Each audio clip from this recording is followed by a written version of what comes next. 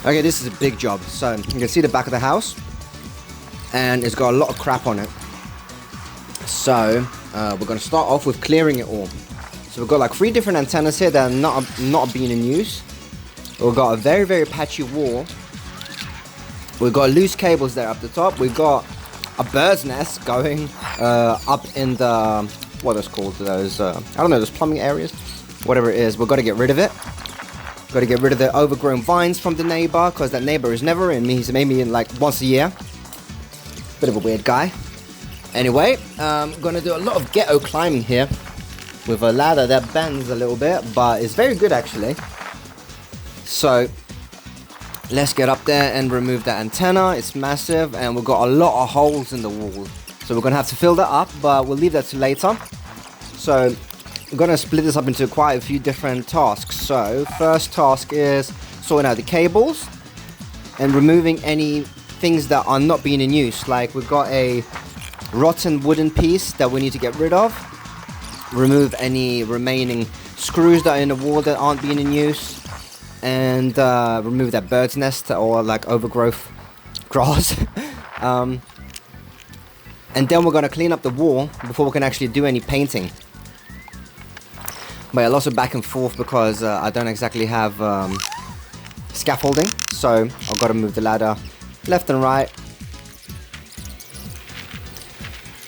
And I forgot about this. Yeah, we've got to put up a canopy here as well. We've got to make sure that it's nice and tight against the wall, so we're going to use some silicone, but that's later on. First of all, a lot of precise measuring to make sure that it's in the center of the door, not offset. And we can only drill holes once because this is going right into the concrete. Can't really fill that in. Well, we could, but let's just get it right the first time. So a lot of back and forth measuring, and we've got the nice holes there. So going back and forth, upstairs, downstairs, until I've got all the right equipment that I'll need. And let's get this secured into the wall. And I'm going to put some silicone against the back of the canopy. I think it's called the canopy, I might be wrong. Don't remember.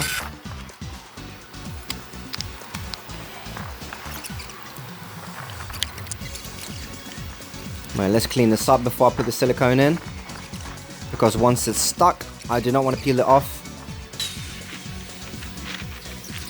Okay, let's get it stuck onto the wall so we don't have to move it back down after. Looks nice and tight now. Very good. Onto the silicone.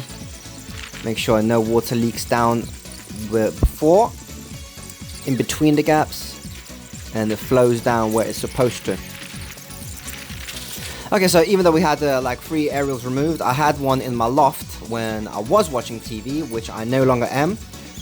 But I thought, hey, since we've got one in the loft, why don't we just put it outside in case we ever do want to reconnect to it. And I'm going to share this connection with downstairs and upstairs, so I'm going to have a split connection going, as I just mentioned, downstairs into the studio and the bedroom, just in case we ever do want to connect. But thanks to TV licensing, they can fuck right off, and I'm paying BBC as shit.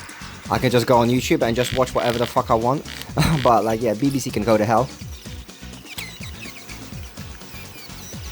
Okay, so after some cleaning, because that area was dusty because it was in the loft, I'm now going to extend the wires and make sure they're insulated, because I don't have a brand new wire. I just have loads of donor pieces that I just going to reconnect together. And now the tricky tasks of mounting it back up with one hand and a ghetto ladder whilst I am on the shed. So yeah, very safe. Safety first, guys. And yeah, drilling into the concrete. I'm gonna use the already existing holes in there, because that's where an aerial was, but it wasn't in use. So just get it up there permanently, and having a bit of trouble with wire here because it got stuck to the antenna itself.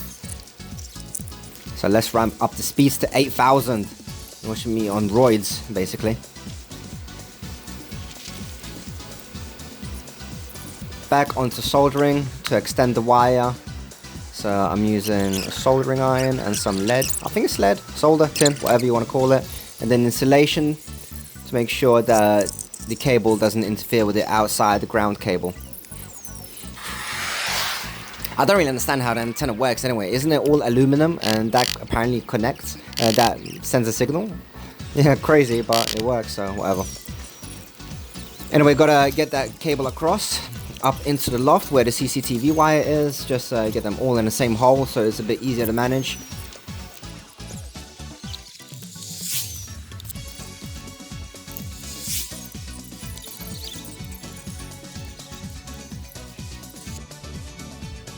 Okay, so the aerial is done, even though I don't use it, my neighbor does. Very nicely connected, cable tied. And got clips up there as well.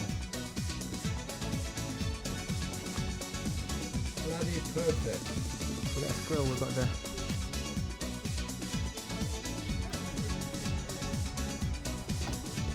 Oh, there's two of them. Those are the two.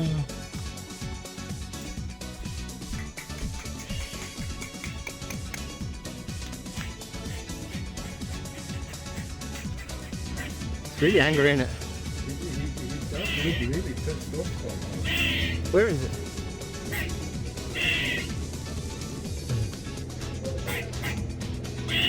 Where? The end's more around here somewhere.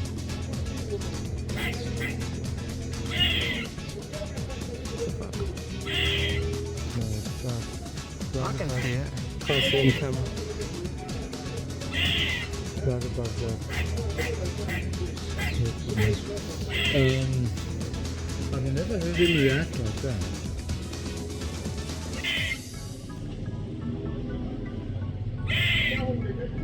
I really made it angry. And he's now complaining. Because I scared him.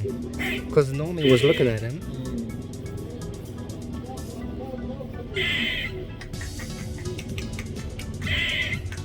It's okay. Normally can't get you up.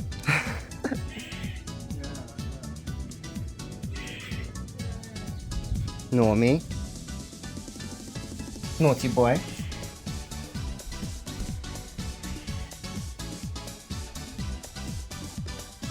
This isn't your room, Norm. Back into the loft. I've got to actually extend the wire here as well and bridge it with the existing wire that goes to the bedroom. Because I want to reconnect the wire to in the studio as well. So yeah, bridging to split it. So actually it's a three-way split because it's splitting outside as well. I also like putting these little labels on the cables. Outside studio aerial, split with studio, bedroom, downstairs living. So I got a cable running here to the studio. So this is where one of the split points go. Not in use, but in case I want to use it one day, it will be here. So the cable in the bedroom is here. I'm connected just in case I want to use it. Behind the TV. And the other one in the studio. Yeah, labeled. In case someone wants to use it.